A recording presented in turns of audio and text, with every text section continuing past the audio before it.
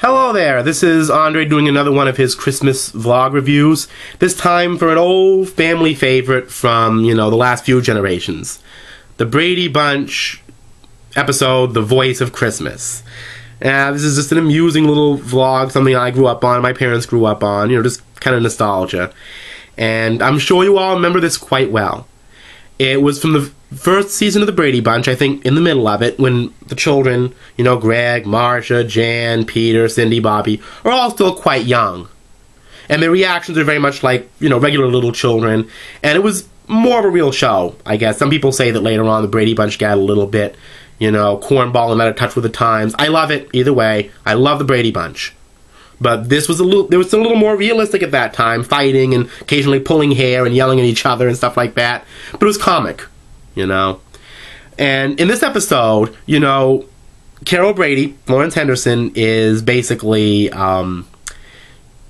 she's rehearsing day and night to sing "Oh Come All Ye Faithful" in her church choir for the family, but she loses her voice at Christmas. Big bummer, right? Well, in the meantime, they're all wrapping gifts and, she's trying all these crazy ways to, get her voice back. Alice gives her this treatment from her family, this disgusting wrap that she puts around her that smells terrible. She mixes it up in her kitchen.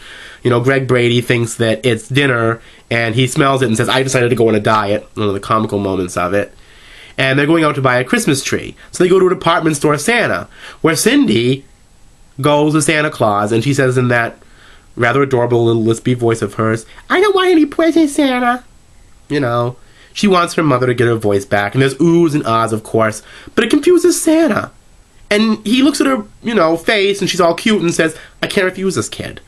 So, the father goes to Santa and says quite realistically, you don't want to promise somebody you can't keep, Mike Brady always the force of morals here and the right thing to do, and he's telling him that, it's okay to promise material things because, we can get it for him anyway. But he says, how's Cindy going to feel when her mother wakes up Christmas morning and she can't even say Merry Christmas to her? So he goes to Cindy and realistically talks to her and says, you shouldn't expect a miracle on Christmas just because you told Santa. Things happen for a reason. And Cindy says, "Well, I just want my mother to get her voice back, And of course, I don't know if it was a combination of things. In the end, her voice does come back. But, there's a scene where everybody in the family is all bummed out because, their mother is sick. And I know how it is to have illness in the family at Christmas. I mean, it happened to me. And they have Alice there, and they're saying, "Well, we just cancel Christmas this year." So then Alice, uses reverse psychology. "Yeah, it's unanimous. Let's take the tree down, take the presents back to the store." Of course, mother and father may not like it. They really were counting on this being a family Christmas together. Ooh. Now the kids are guilted out. They're like, "Oh, well, I didn't really mean it, And she's like, "Well, I just wanted to show you really didn't want to cancel Christmas. You're just upset about your mother." Okay, and then at the end, she sings, wakes up in the morning, and everything is all triumphant and happy. A Brady Bunch ending if there ever was one. But it's really a very good episode, a very quaint Christmas story, and, again, takes a slightly realistic look on it. You want to be careful the promises you make and the promises you try to keep. That's all it is there. Other than that, it's a whole bunch of Brady Bunch fun. Nothing else. Enjoy it, check it out, wherever you can check it out. Merry Christmas, everybody.